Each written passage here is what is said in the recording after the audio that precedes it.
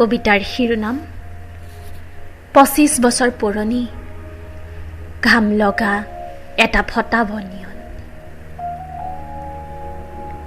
কবি উত্তম নাথ।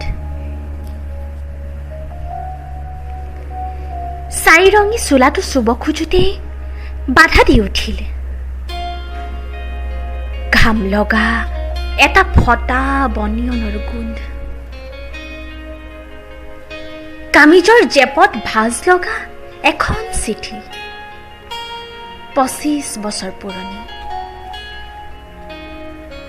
দেউতা আমাৰ হোলাটোৰ ধান হাতীয়ে খালে। দুদিন পিছত আইতাৰ বছেৰেকীয়া। বজাৰত জুই চাই দাম।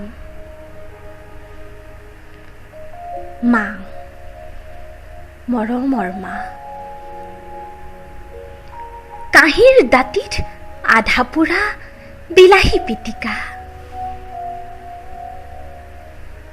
শিল বৰষুণ আহিছিল যোৱা নিশা। পুহ মাহ আহিছে। নিহালিৰ নহলে বুকুৰ উত্তাপে জীয়াব নোৱাৰে। দিয়া চলাইৰ পোহৰত কাৰো মুখ মনিব নোৱাৰি। পোহৰতকৈ কি এন্ধাৰ ভাল?